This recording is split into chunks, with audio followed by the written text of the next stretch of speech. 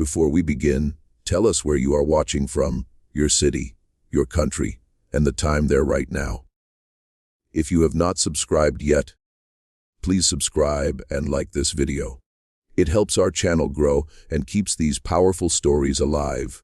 Stay with us until the very end, because what you are about to hear is one of the boldest uprisings in early American history. Relax, avoid distractions, and pay close attention as we step into the past. In the winter of 1811, along the Mississippi River just outside New Orleans, the air carried more than cold wind. It carried tension. Sugar plantations lined the riverbanks. Enslaved men and women worked under brutal conditions, cutting cane from sunrise to sunset. Sugar was known as one of the harshest forms of labor in the South. The work was exhausting. The punishment for slowing down was severe. Whips cracked across backs. Families were separated. Lives were measured in profit. Among those living in bondage was Charles Deslond. He was not an ordinary field laborer. He worked as a driver on the plantation of Colonel Manuel André. A driver was an enslaved man placed in a position of authority over other enslaved workers. He was expected to enforce discipline, report behavior, and maintain order. It was a dangerous position. Drivers were hated by some for appearing to serve the master.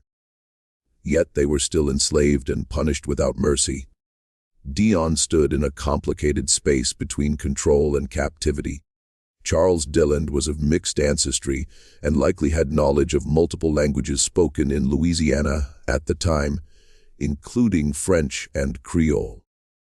This gave him access to information. He could move between plantations more freely than others. He could speak with different groups, and as he moved, he listened. He listened to stories of the Haitian Revolution, where enslaved people had risen and defeated French forces. He listened to the frustration growing among those forced to harvest sugar under unbearable conditions. He saw opportunity in their anger. The plan that formed in his mind was not small. It was not an act of personal revenge alone. It was a full-scale uprising. The goal was to march down the German coast toward New Orleans, gathering hundreds along the way, seizing weapons, and ending slavery in the region. It was bold. It was dangerous. It required coordination across plantations. Yet, in early January of 1811, Deslond decided the time had come. On the night of January 8, 1811, the revolt began. Under darkness, Dons and a group of enslaved men entered the André plantation house. They were armed with axes, cane knives, and farm tools. Manuel André was wounded during the attack. His son, Gilbert André, was killed. The house was set on fire. Flames rose into the cold night sky. The rebellion had begun. The killing of Gilbert André was a direct strike against plantation authority. It sent a message that this was not a small disturbance. It was war. As the fire burned, the rebels moved quickly from plantation to plantation. They recruited others, sometimes by force, sometimes by persuasion. Within hours, their numbers grew. Estimates suggest between 200 and 500 enslaved men joined the march. It became the largest slave uprising in the history of the United States. They marched toward New Orleans in military formation. Witnesses later described drums beating men moving in organized lines. Some carried flags. Others carried captured firearms, though many still held only farm tools. Their vision was clear: reach New Orleans, seize control, end the system that bound them. It was an extraordinary dream born in fields of suffering. But the white planter class responded quickly. News of the revolt traveled fast along the river. Militia units were organized. Planters armed themselves. Territorial Governor William Claiborne called for troops. Within days, armed forces confronted the rebels. A violent clash took place near what is now Destrehan. Gunfire echoed across the cane fields. Many rebels were killed in battle. Others fled into swamps. Charles Deslond managed to escape initially. He hid in the marshlands, hoping perhaps to regroup or disappear, but he was captured soon after. What followed was brutal beyond description. He was not granted a fair trial. He was not given mercy. Accounts from the time report that he was tortured severely. His hands were cut off. He was shot. His body was burned. The punishment was designed to send a message. It was meant to crush hope. After suppressing the revolt, authorities executed dozens of captured rebels. Their heads were placed on spikes along the Mississippi River as a warning to others. For miles, travelers could see the remains displayed publicly. The message was clear. Rebellion would be met with terror. Yet fear can silence voices temporarily, not permanently. The German Coast Uprising did not achieve its goal. Slavery continued in Louisiana for decades after. But the scale of the revolt shook the region deeply. Plantation owners realized how close they had come to losing control. The memory of 1811 lingered long after the smoke cleared. Laws became stricter. Patrols increased. Communication between enslaved people was monitored more closely.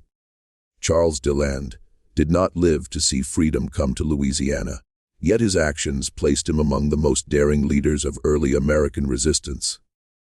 He did not act alone in anger. He organized. He coordinated. He believed that unity could overcome fear. The killing of Gilbert André was not random violence.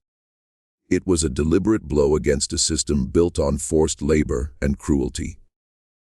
As you picture that march down the river road, imagine the sound of boots and drums, the glow of burning plantations behind them, the cold air carrying both hope and danger. Imagine knowing that failure meant death, yet moving forward anyway. That is the weight of this story. Charles Deslond stands in the shadows, not because he was insignificant, but because his story is often overshadowed by later revolts. Yet, in 1811, long before the Civil War, he led the largest uprising the young United States had ever seen. His courage forced Louisiana to confront the truth that slavery was never stable. It was always under threat from those it tried to silence. Thank you for staying with us. Tell us where you are watching from and what time it is there right now. If this story opened your eyes, subscribe and like so more hidden histories can rise from the shadows. Stay curious, stay thoughtful, and remember, sometimes the strongest systems fall not from outside invasion, but from the courage of those forced to live inside them. Part 2. The morning after the flames rose from the André plantation, panic spread along the Mississippi River, faster than the winter wind. Plantation owners rode hard on horseback, shouting warnings to neighbors. Church bells rang an alarm. Rumors grew larger with each retelling. Some said hundreds were marching. Others claimed thousands. Fear does not wait for confirmation. It multiplies in uncertainty. What white planters understood immediately was this: the enslaved had organized and they had struck first. Colonel Manuel André, wounded but alive, wasted no time. Despite his injuries, he rode to alert other planters and militia leaders. His son Gilbert lay dead, a symbol of how serious the uprising had become. This was not a small disturbance. This was not a handful of men running into the woods. This was an armed march downriver toward New Orleans, the most important city in the territory. If the rebels reached it and gained more weapons, the consequences would be unimaginable for the slaveholding class. Governor William Claiborne received word quickly. Louisiana had only recently become part of the United States. Stability was fragile. The Haitian Revolution was still fresh in memory. The thought of a similar uprising near New Orleans terrified officials. Claiborne ordered militia units to mobilize immediately. Planters formed armed patrols. Some even joined forces with United States troops stationed nearby. The response was swift because the fear was deep.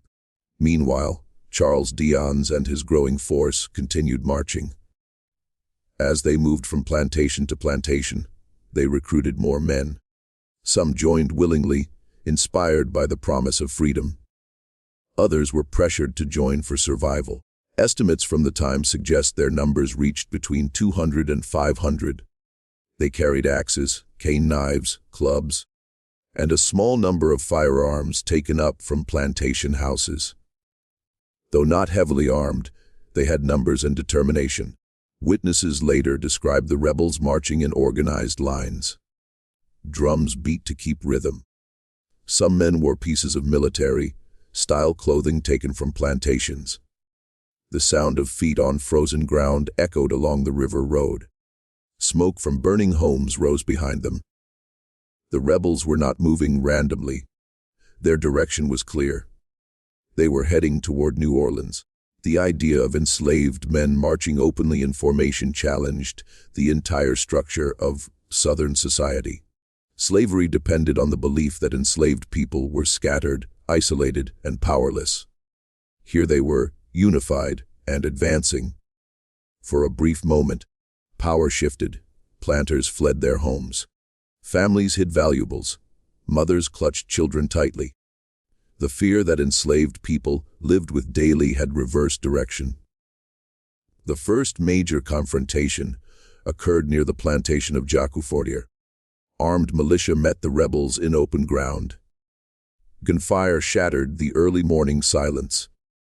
The rebels fought back with whatever weapons they held. Cane knives flashed. Muskets fired. Chaos filled the fields. Many rebels fell under gunfire. Others scattered into nearby swamps and forests. Charles Deslond was not captured in that first clash. He managed to escape into the wetlands. For 2 days, militia groups hunted the remaining rebels. Dogs were used to track footprints. Armed patrols searched through marsh and brush. One by one, captured men were brought back in chains. The system had regained physical control, but it had been shaken. When Deslond was finally found hiding in the swamps, the authorities chose not to grant him even the appearance of a formal trial. His punishment was immediate and brutal. Historical accounts describe torture meant to serve as warning. His hands were cut off. He was shot in multiple places. His body was burned. The violence inflicted on him reflected the fear he had inspired. They wanted no hero to rise from this story. They wanted terror to replace hope. The captured rebels faced military tribunals. Trials were swift and harsh. Dozens were sentenced to death. Executions took place publicly. The severed heads of the executed were placed on wooden poles along the Mississippi River. For miles, travelers could see the grim display. It was meant to send a message to every enslaved person in Louisiana. Rebellion would lead to suffering beyond imagination. Yet, history teaches us something important. Public terror does not erase memory. It deepens it. Enslaved communities remembered what had happened in January of 1811. They remembered the scale of the march. They remembered that hundreds had dared to act together. Even in defeat, the uprising proved that unity was possible. White planters responded by tightening laws. Patrols increased. Restrictions on movement became stricter. Meetings between enslaved people were monitored carefully. Communication across plantations was limited whenever possible. The German Coast Uprising changed the way Louisiana's slaveholders governed. They no longer believed control was automatic. They understood it required constant enforcement. The revolt also influenced broader Southern policy. News of the uprising traveled beyond Louisiana. Planters in Mississippi and Alabama discussed it in private meetings. The Haitian Revolution had already shown what could happen on a large scale.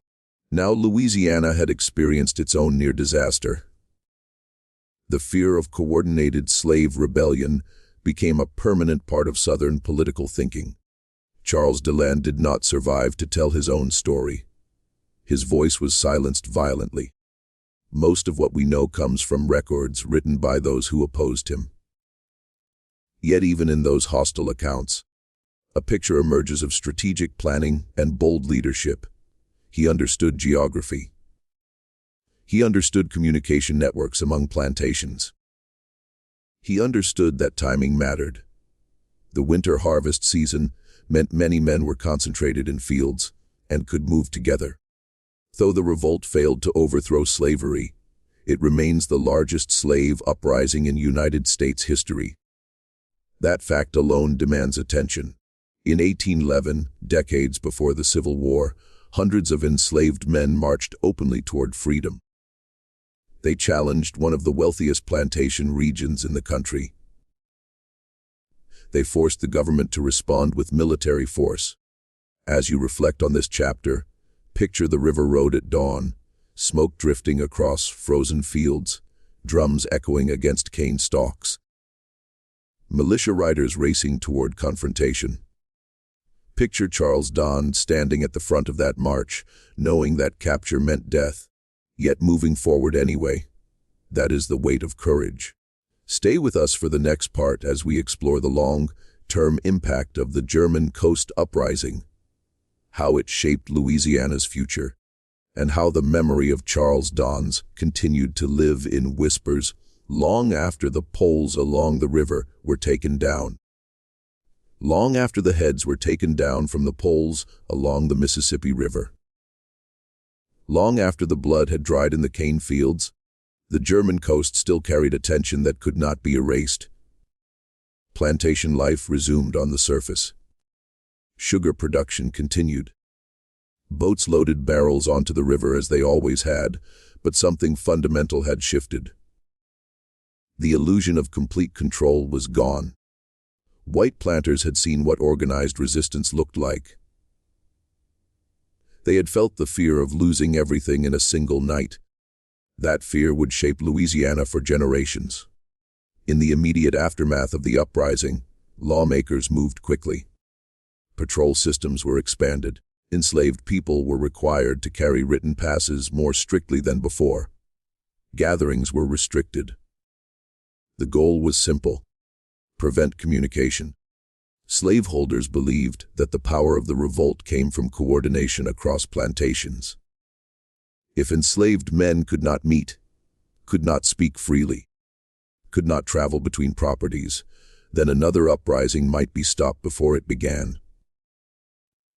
But systems built on silence rarely succeed completely. People find ways to speak even when watched. The sugar plantations of Louisiana were among the harshest in North America. The labor required to cut and process cane demanded long hours and relentless speed. Injury was common. Exhaustion was constant. Overseers enforced production with violence. In such conditions, anger was not rare. What made 1811 different was not anger alone, but organization. Charles Deslond had transformed scattered frustration into collective action. That transformation is what frightened planters most. For enslaved communities, the memory of the uprising did not disappear. Stories were whispered at night in cabins. Elders spoke carefully about the march toward New Orleans. They described the drums, the burning houses, the brief moment when hundreds moved as one.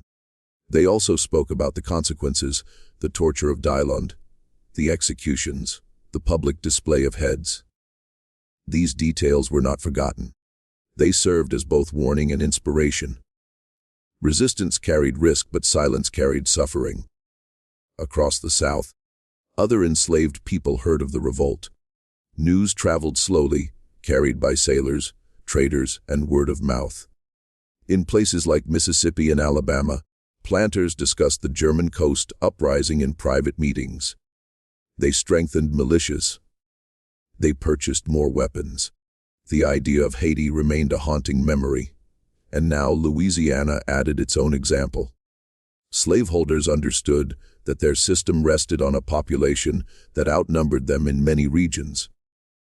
That imbalance required constant vigilance. Years passed, but the pattern of resistance continued. In 1822, Denmark-Visay would plan an uprising in Charleston. In 1831, Nat Turner would lead a revolt in Virginia. Each event was different, shaped by local conditions and leadership. Yet, they shared a common thread: the belief that slavery could be challenged directly, The German Coast Uprising stands as one of the earliest large-scale examples of that belief in the United States. Historians studying the revolt often examine the unique context of Louisiana. The territory had a complex cultural mix of French, Spanish, African and Caribbean influences. Many enslaved people spoke French or Creole. Some had knowledge of military tactics from revolutions in the Caribbean. Charles Deslond himself may have been influenced by these broader Atlantic movements. The Haitian Revolution had ended only a few years earlier. Its success proved that enslaved people could defeat colonial armies. That example mattered deeply. Modern scholars also analyze how fear shaped historical records. Much of what we know about the uprising comes from accounts written by white officials.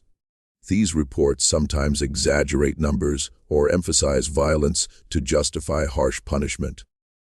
At the same time, they reveal the scale of panic. Words like insurrection and massacre appear frequently. Such language reflects the shock experienced by the planter class.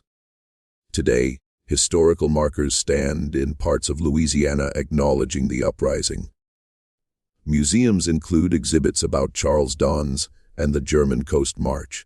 For many years, the story was overshadowed by later events in American history. Yet, recent scholarship has brought it back into focus. It reminds us that large-scale resistance did not begin in the Civil War era. It existed decades earlier, organized and determined. When visitors stand near the Mississippi River and imagine the events of January 1811, it can be difficult to picture such a massive march along what now appears peaceful landscape. Modern roads and houses have replaced many plantations, but beneath the surface lies history. Hundreds once moved down that same path with weapons in hand and hope in their hearts. The river witnessed both their courage and their defeat. Charles Deslond remains a figure of both inspiration and tragedy. He did not survive to see any change. His death was brutal and deliberate. Yet the attempt he led proved that enslaved people were not passive laborers waiting for rescue. They were thinkers, planners, and fighters willing to risk everything. The killing of Gilbert André was not random chaos. It was a declaration that the plantation system could be confronted directly. As you continue this journey, consider the weight of organizing under constant threat. Imagine coordinating across plantations without telephones, without written messages that could be safely passed. Imagine trusting that hundreds would rise at the same moment. That level of unity requires belief. It requires courage that goes beyond individual anger. The German Coast Uprising did not destroy slavery in Louisiana, but it carved the deep mark into its history. It revealed vulnerability where planters claimed strength. It exposed the cost of oppression not only to the enslaved, but to the society that relied on fear to maintain order. And it left behind a legacy that echoes through every later struggle for freedom. Stay with us as we move into the next part of this powerful story, where we will explore how the memory of Charles Deslond challenges modern audiences and why his shadow still stands along at the Mississippi River more than 2 centuries later. More than 2 centuries have passed since the cold night of January in 1811. Yet the shadow of Charles Deslond still stretches along the Mississippi River. The land has changed. Highways now run where dirt paths once carried marching feet. Modern houses stand where plantation homes once burned. Sugar cane still grows in parts of Louisiana. But the labor that once defined the region has transformed. Yet history does not disappear simply because landscapes change. It settles beneath the surface, waiting for those willing to look closely. For many years, the German Coast Uprising received little attention in textbooks. It was mentioned briefly, sometimes reduced to a paragraph.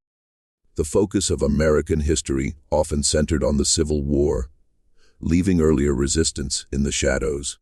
But scholars began to revisit archival records. They re-examined military reports, trial documents, and letters written by planters. With careful analysis, they pieced together a fuller picture of what had happened. They recognized that the scale of the uprising demanded more than a footnote. It required acknowledgement as the largest slave revolt in United States history. Public memory began to shift. Historical markers were placed in St. John the Baptist Parish and surrounding areas. Museums developed exhibits explaining the revolt's significance. Community groups organized educational programs. These efforts were not just about honoring the past. They were about confronting uncomfortable truths. The uprising forced recognition that slavery in Louisiana was not a quiet system maintained without resistance. It was contested ground. Modern visitors who walk near the river often struggle to imagine the sound of drums echoing through cane fields.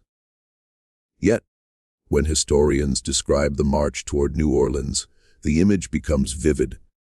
Hundreds of men moving in formation, armed with farm tools and stolen weapons. Smoke rising behind them. Fear ahead of them. Hope within them. The rebellion was not random chaos. It was structured movement aimed at a clear goal. That level of organization challenges stereotypes about enslaved people lacking coordination or strategic thinking. Charles Deslond himself remains a complex figure. Records do not provide us with his full biography. We do not know the exact details of his early life. We do know he held a position of trust as a driver. We know he communicated across plantations. We know he led an attack that resulted in the death of Gilbert André. And we know he endured horrific punishment upon capture. From these fragments, a portrait emerges of a man who understood both the brutality of slavery and the possibility of collective action. In recent years, conversations about historical memory have intensified across the United States. Communities debate how to remember figures connected to violence and oppression. Within those discussions, the story of Charles Deslond presents a powerful example of resistance rather than dominance.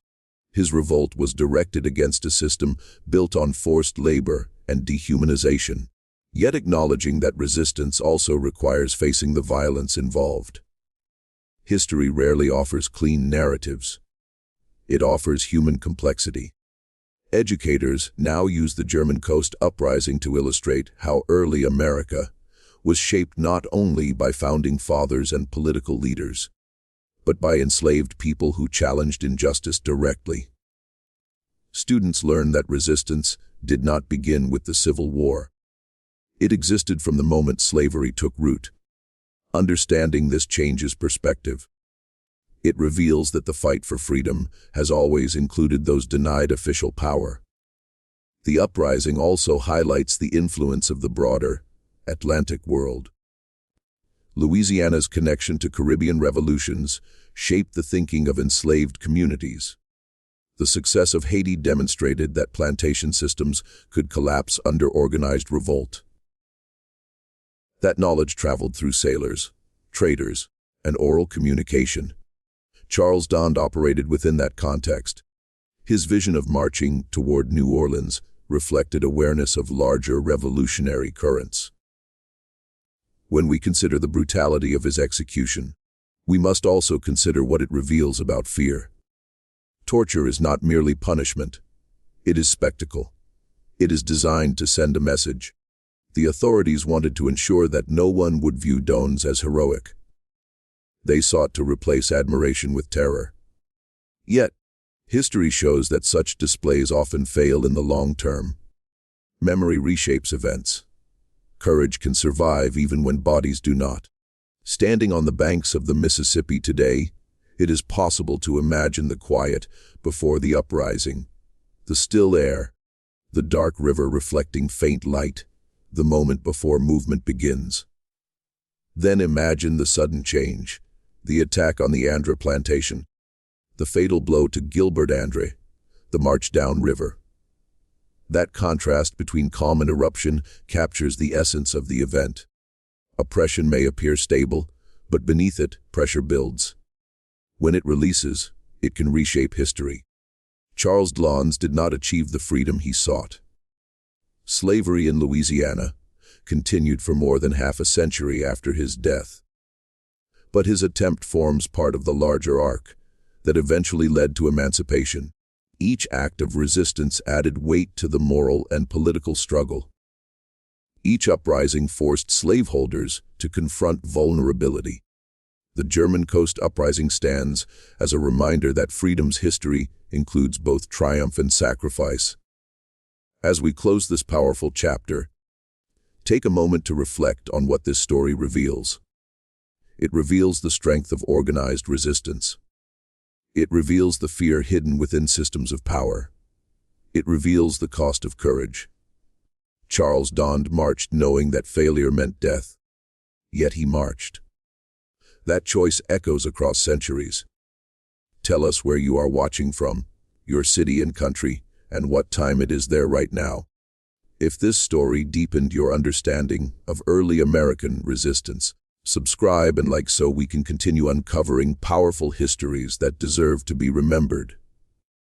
Stay curious, stay thoughtful, and remember that along the quiet banks of the Mississippi River, the shadow of Charles Deslond still walks, reminding us that freedom has always required brave souls willing to rise. More than 200 years have passed since the night Charles Deslond stepped into the André plantation house and changed the course of Louisiana history. Yet the weight of that moment still hangs over the Mississippi River. Time has softened the landscape, but not the meaning.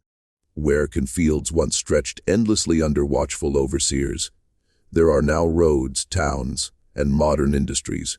People drive past St. John the Baptist Parish without always knowing what unfolded there in the winter of 1811. But beneath the surface of ordinary life lies a story that refuses to fade. To understand the true legacy of Charles Deslond, we must step back into that frozen January once more and look not only at what happened, but at what it revealed. Slavery in Louisiana was brutal, even by Southern standards. Sugar production demanded speed and strength. The cutting season was short, intense, and unforgiving. Workers labored from before sunrise until darkness fell. Injuries were common. Punishments were severe. The system relied on fear to maintain order. Yet the revolt exposed a truth slaveholders tried to deny. Fear works both ways. When Deslond and his men struck, they shattered the illusion that plantations were secure fortresses. They demonstrated that enslaved people were not simply enduring their condition. They were thinking, planning, communicating, and waiting. That realization changed how slaveholders viewed the world around them. After 1811, Louisiana planters lived with permanent anxiety. They armed themselves more heavily. They expanded patrol systems. They enforced restrictions with renewed harshness. The rebellion may have been crushed, but its psychological impact lingered. The public execution of captured rebels was meant to erase hope. Heads placed on poles along the river were intended to terrify anyone considering resistance. Travelers reported seeing the grim display stretching for miles. It was a spectacle of power. Yet history teaches us that such displays often have unintended consequences. They confirm the very fear they attempt to suppress. If rebellion were impossible, such brutality would not have been necessary for enslaved communities. The memory of that march toward New Orleans became part of oral history. Parents spoke carefully to children about what had happened. They described the drums that echoed across fields. They spoke of houses burning in the distance. They spoke of courage and loss. These stories were not recorded in official documents. They survived in whispers and quiet teaching. In that way, the uprising lived on. Decades later, when other revolts emerged in different states, the pattern became clearer. Denmark V's planned uprising in 1822, Nat Turner's revolt in 1831. Each had its own context and leadership, yet they shared a foundation laid by earlier acts of resistance. The German Coast Uprising stood as one of the earliest and largest examples. It proved that organized rebellion on a massive scale was possible within the United States. Modern historians have examined the revolt through many lenses. Some analyze the economic pressures of sugar production. Others focus on the influence of the Haitian Revolution. Still others study the role of drivers like Deslonds, who occupied complex positions within plantation hierarchies. What emerges from these studies is a portrait of calculated defiance rather than spontaneous rage. Deslond did not act blindly. He built networks. He identified timing. He understood geography. His leadership was deliberate. In recent years, public awareness of the uprising has grown. Historical markers stand in Louisiana, acknowledging the events of January 1811. Museums include exhibits detailing the march and its aftermath. Scholars publish research bringing attention to the scale of the revolt. This renewed focus challenges earlier narratives that minimized enslaved resistance. It reminds audiences that American history is not only shaped by presidents and generals, but also by those forced into chains who refuse to accept them quietly. Standing along the Mississippi today, one can imagine the river carrying more than trade and commerce. It carried fear in 1811. It carried the sound of drums. It carried the smoke of burning plantation homes. It carried the realization that the enslaved population outnumbered those who claimed ownership over them. That imbalance was always present, but rarely confronted so openly. Charles Deslond remains a figure wrapped in both courage and tragedy. His death was brutal, intended to erase his influence, yet his influence endured. He demonstrated that leadership could emerge from within the oppressed. He showed that unity could form across plantations. He proved that the plantation system was not immune to coordinated challenge even in failure. His revolt forced Louisiana and the broader South to recognize vulnerability. As we reflect on this final chapter of his story, we must consider the broader lesson. Oppression may appear strong, but it often rests on unstable ground. It depends on silence, isolation, and Sarashi clears throat fear. When communication breaks isolation, when courage overcomes fear, stability can crumble quickly. The German Coast Uprising did not bring immediate freedom, but it carved a path of resistance that others would follow. History is not a straight line. It bends through moments of courage and consequence. Charles Deslond marched knowing that capture meant death. Yet he moved forward anyway. That choice echoes across time. It challenges us to ask what courage looks like in our own era. It reminds us that freedom has always required risk. As you sit listening to this story, imagine the sound of those drums once more. Imagine the cold air of January. Imagine the glow of flames against the dark sky. Imagine the determination in the eyes of men who chose action over submission. That image is not meant to glorify violence. It is meant to honor resolve. It is meant to acknowledge that resistance has always been part of the American story. Charles Deslond does not have grand statues in every town square. His name is not always spoken in classrooms, but along the Mississippi River, his shadow remains. It walks beside the cane fields. It moves with the current of the water. It whispers that even in the harshest conditions, the human spirit can rise. Thank you for staying with us through every chapter of this powerful journey. Tell us again where you are watching from, your city, your country, and what time it is there right now. If this story opened your eyes and deepened your understanding, subscribe and like so that more hidden histories can rise from the shadows. Stay curious, stay aware, and remember, sometimes the greatest revolutions begin in the quiet before the storm. Chapter 6. When we step beyond the smoke of burning plantation houses and the violence that followed the German Coast Uprising, we begin to see something even more powerful than the clash itself. We begin to see how memory survives. The authorities believed that by killing Charles Deslond in such a brutal way, they would erase him. They believed that by lining the Mississippi River with severed heads, they would crush every thought of rebellion. But history shows us again and again that terror may silence voices for a moment. Yet it rarely silences memory. In the years after 1811, the sugar plantations of Louisiana continued to expand. The demand for sugar grew stronger across the young United States. More enslaved people were transported into the region through the internal slave trade. Families were forced from Virginia and the Corollas down to Louisiana to work in fields, where the labor was harsher and the life expectancy shorter.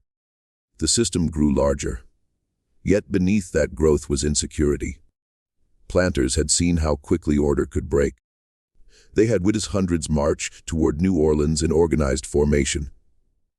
That image could not be forgotten. Every winter during harvest season, tension returned. Overseers watched more closely. Patrols doubled their rots. Planters kept weapons loaded inside their homes.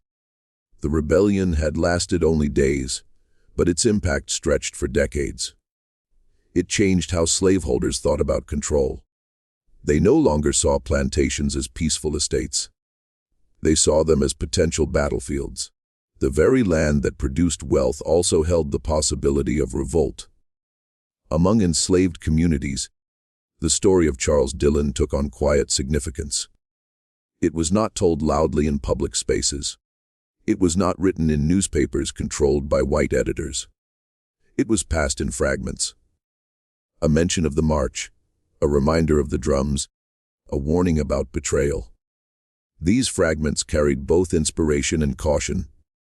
They reminded listeners that unity was possible, but they also reminded them of the price paid. Courage did not guarantee survival. As the nation moved toward greater division over slavery, Louisiana remained deeply committed to the institution. The state's economy depended heavily on sugar and cotton. Political leaders defended slavery as essential. Yet beneath their confident speeches lingered the memory of 1811. It stood as proof that enslaved people were not content with their condition. They were watching. They were waiting. When the Civil War finally erupted in 1861, Louisiana once again found itself at the center of conflict. New Orleans was captured by Union forces in 1862. The Mississippi River became a strategic target. Enslaved people in Louisiana seized opportunities to escape when Union troops advanced. Some joined the Union Army. Others fled to contraband camps seeking protection. In these moments, the spirit of earlier resistance resurfaced. Though Charles Deslond had died half a century earlier, his defiance lived on in those who refused to remain in chains when war created new possibilities. After emancipation in 1865, Louisiana entered Reconstruction with both hope and hostility. Freedmen sought education, land, and political participation. Black men voted and held office during Reconstruction governments. Schools were established where literacy had once been forbidden. Churches flourished as centers of community leadership. For a brief period, it seemed that the dream of freedom envisioned by earlier rebels might take root. Yet, backlash followed swiftly. White supremacist groups used violence to intimidate black voters. Laws were rewritten to limit political power. By the end of the 19th century, segregation and disenfranchisement hardened across the South. The promises of Reconstruction were pushed aside. Still, even in that restrictive environment, memory endured. The German Coast Uprising became part of a longer chain of resistance, stretching from slavery through segregation and into the civil rights movement. In the 20th century, scholars began to look more closely at events like the uprising of 1811. For many years, mainstream history had minimized slave revolts. Textbooks often portrayed enslaved people as passive recipients of freedom. granted by political leaders. That narrative began to change as researchers examined plantation records, court documents, and military reports. They realized that the revolt led by Charles Deslond was not a minor disturbance. It was a large-scale insurrection that nearly reached New Orleans. Modern historians emphasize that the uprising demonstrates strategic organization. Deslond chose a moment during harvest season when large numbers of men were already concentrated in fields. He targeted plantation homes first, seeking weapons and disrupting communication. He aimed toward New Orleans, the center of political and economic power. These decisions reveal planning. They reveal intelligence. They reveal a leader who understood both geography and psychology. Today, when people visit Louisiana and learn about the German Coast Uprising, they often express surprise. Many have never heard of Charles Deslond. They may know about Nat Turner or the Underground Railroad, but not about the largest slave revolt in United States history. Bringing this story into public awareness changes the understanding of American history.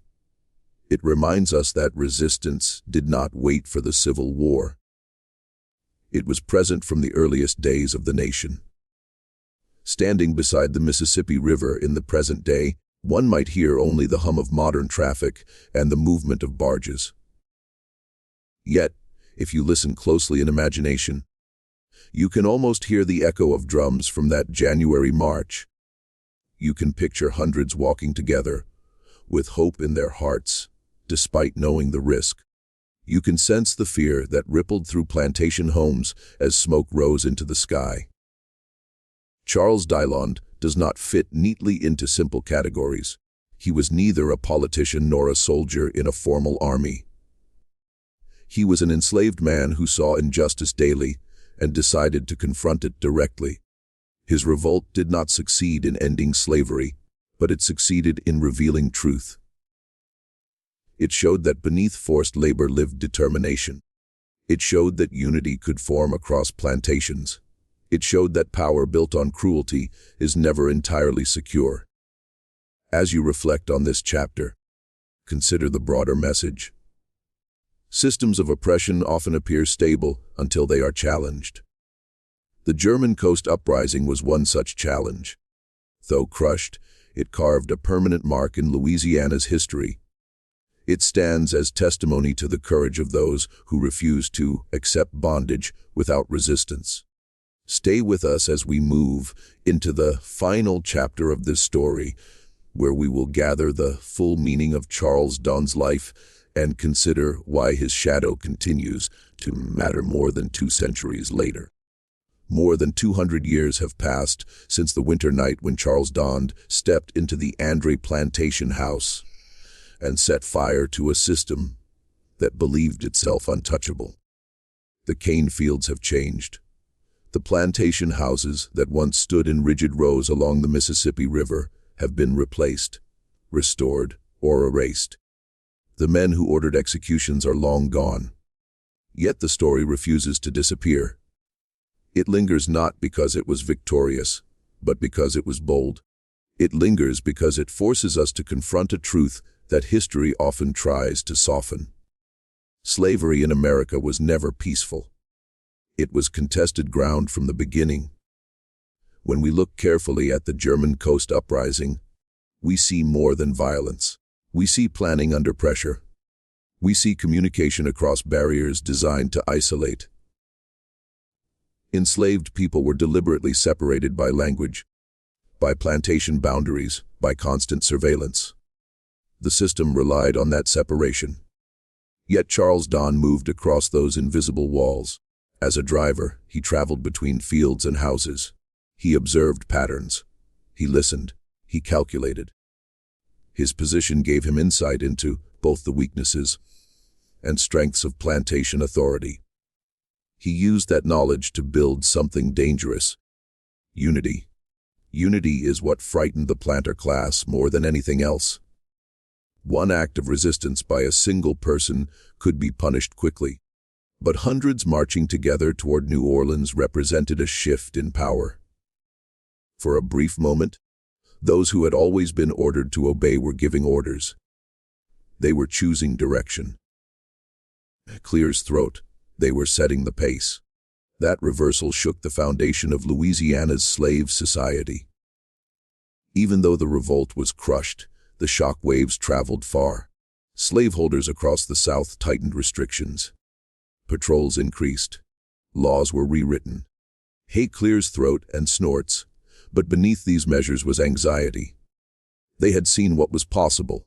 They understood that enslaved populations often outnumbered white populations in many regions. They knew that if coordination spread beyond one parish, control could unravel rapidly. That fear remained present through every later uprising. After the Civil War ended slavery in 1865, the memory of earlier revolts gained new meaning. During Reconstruction, black communities in Louisiana sought education and political power. For a short time, it seemed as though the dream of self-determination was becoming reality. Though Charles Deslond did not live to witness it, the freedom he marched toward in 1811 became law more than 50 years later. That connection matters. History does not move only through victories. It moves through persistence. When Reconstruction collapsed and segregation tightened its grip, resistance changed form. It no longer looked like marches with cane knives toward New Orleans. It looked like court challenges, church meetings, and organized boycotts. Yet the spirit remained similar. A refusal to accept injustice quietly. The same determination that moved through Desland's march could be seen generations later, and those who faced segregation and disenfranchisement with courage. Modern historians continue to uncover details about the uprising. Archaeologists study plantation sites. Researchers compare trial transcripts and militia reports. They examine how rumors and fear shaped white responses. Each new piece of evidence adds depth. It reminds us that the revolt was not a spontaneous riot, but a coordinated insurrection rooted in clear objectives. Dons and his followers were not acting blindly. They were acting strategically. Public awareness has grown in recent decades. Museums and historical sites in Louisiana now include information about the German Coast Uprising. Educational programs discuss the scale of the march. Documentaries explore the connection between Louisiana and the broader Atlantic world. These efforts ensure that Charles Deslond is no longer confined to footnotes. He stands as a central figure in understanding resistance before the Civil War. As we reflect on his life, we must acknowledge both courage and consequence. The revolt led to bloodshed. It ended in torture and execution. It did not free Louisiana's enslaved population. Yet, it exposed the fragility of a system built on fear. It demonstrated that control maintained by violence can never be fully secure. It showed that beneath forced silence, voices were organizing. Imagine standing along the Mississippi River at dawn in 1811. The sky pale with winter light, smoke still drifting from burned structures, armed militia moving through fields searching for survivors. In that landscape of tension and fear, something irreversible had happened. The enslaved had marched openly. They had dared to imagine seizing New Orleans. That imagination alone marked a turning point. Today, when we speak the name Charles Deslond, we speak more than the name of one man. We speak of collective action. We speak of early American resistance that predates the Civil War by half a century. We speak of a moment when hundreds chose to risk everything rather than accept a life defined by chains. The story challenges comfortable narratives. It reminds us that American history is layered with struggle. It reminds us that freedom was not handed down gently. It was fought for in fields, in forests, in courtrooms, and on battlefields. Some efforts succeeded quickly, others ended in tragedy, but each contributed to a larger arc bending toward emancipation. As we closed this journey, let the image of that march stay with you. Drums echoing along the river road, cane knives glinting in cold light, determination stronger, clears throat than fear. Charles Deslond did not live to see freedom come to Louisiana, but his defiance carved a permanent space in history. His shadow still stands along the Mississippi, reminding us that even the harshest systems face those who dare to rise. Tell us where you are watching from, your city and country, and what time it is there right now. If this story deepened your understanding of early American resistance, subscribe, and like so more hidden histories can rise from the shadows. Stay curious, stay aware, and remember that history's quietest corners often hold the loudest truths.